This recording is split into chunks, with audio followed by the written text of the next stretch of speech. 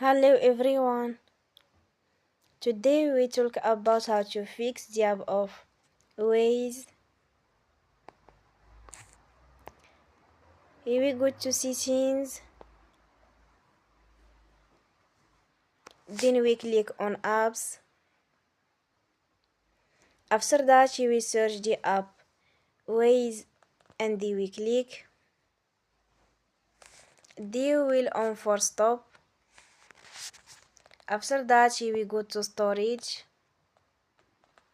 Then we click on clear cache. Here we go to Play Store and you will update your app. Don't forget to support us by like and subscribe. See you next time and thank you for watching.